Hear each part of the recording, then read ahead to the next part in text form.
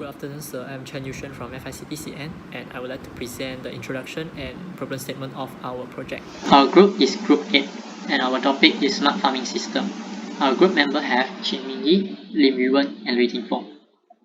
First of all, we need to know that what is Internet of Things, IoT. Nowadays, IoT become very famous, and it is a system which interconnect of computing, equipment, machinery, and digital machine. IoT transmit data through the network and interaction between human and digital device. It brings scattered data, digital information, integrate things together, and permitting communication without human controlling.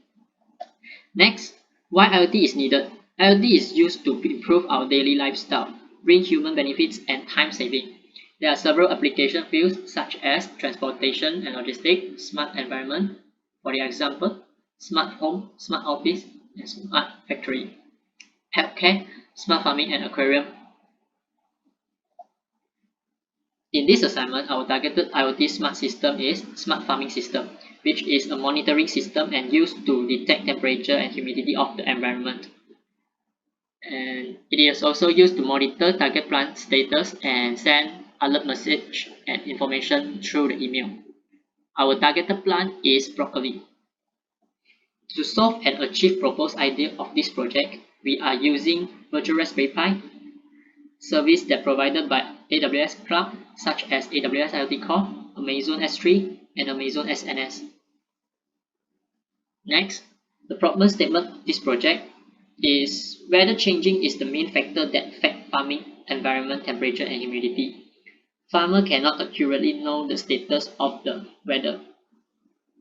Thus, to ensure the temperature and humidity, technical skill and tools is a must, and besides, humans have not enough time to observe big amount of plants every second and minute, so protection, omissions, and error will occur. Last for the introduction is the features of our project, which is detect changes of temperature and humidity levels of the farming environment, and notification or alert message will send to the user through the email. Good morning, sir. My name is Lui Tingfeng. I'm from CN and my student ID is 1701256. So today I'm going to present our DCS report and also manual as well. So now let's start the literature review. The first thing is Microsoft Azure Cloud. Windows Azure Platform effectively supports computationally intensive tasks of autology inference using the round-up algorithm regarding computing capability and cost effectiveness. Second, Microsoft Windows Azure is a cloud platform that offers services for developers to build, deploy, and oversee applications. And also, Microsoft Windows Azure has picked up ubiquity in giving good distributed computing services. So the next is Google Cloud Platform.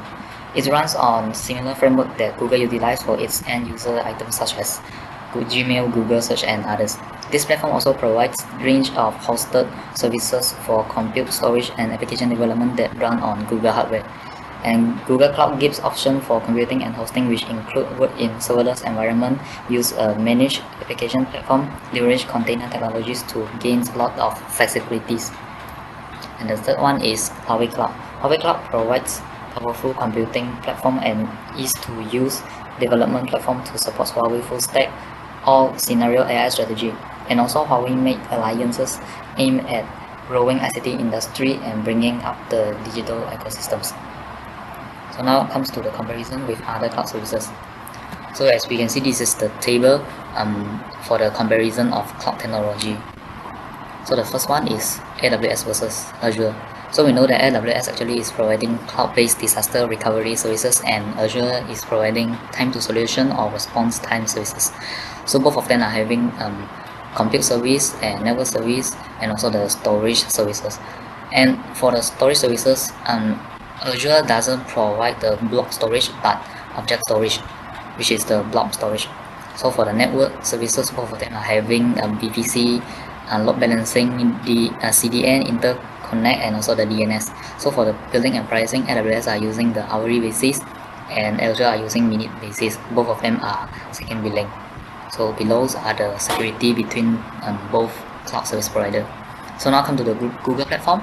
So Google platform are actually providing the backup services, and yeah, so both of them are also having the same type of storage network And Google Cloud Platform are having the new feature which is known as tiers, and the name is network service tiers.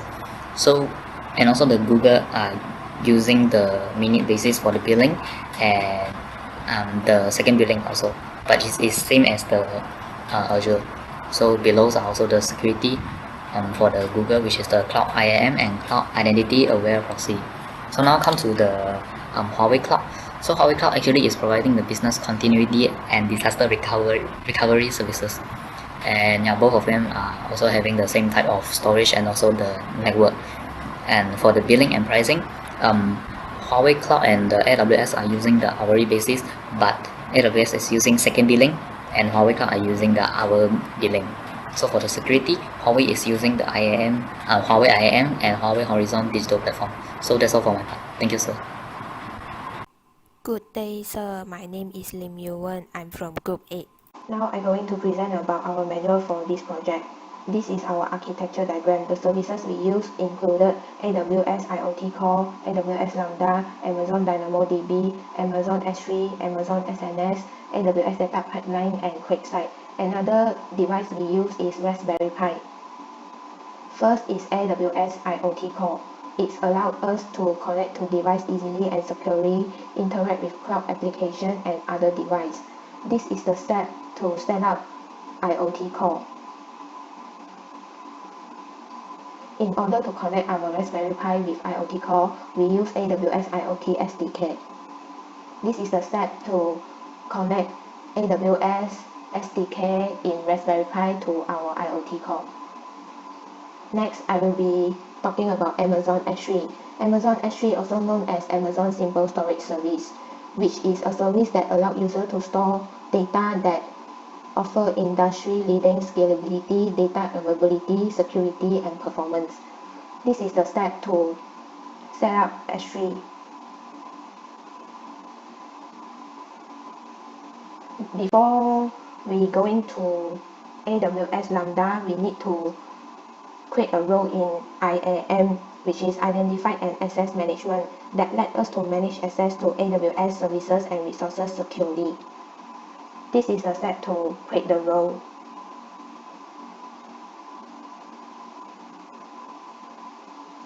After creating the role will be AWS Lambda. AWS Lambda is to run code without provisioning or managing servers. This is the step.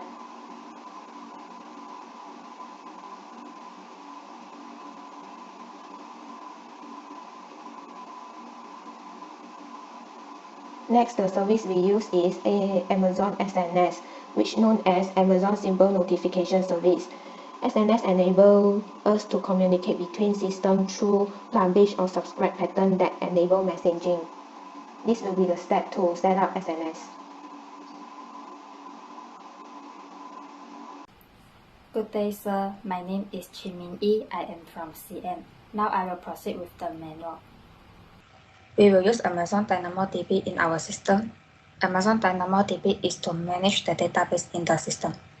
The following will be the process in creating the DynamoDB.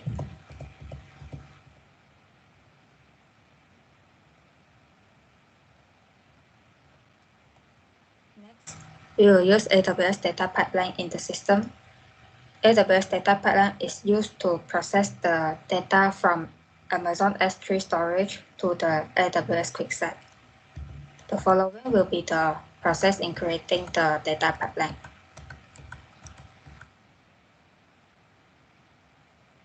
Last, we will use AWS QuickSight. AWS QuickSight is to display the data running in the Raspberry Pi. The following will be the process in creating the QuickSight.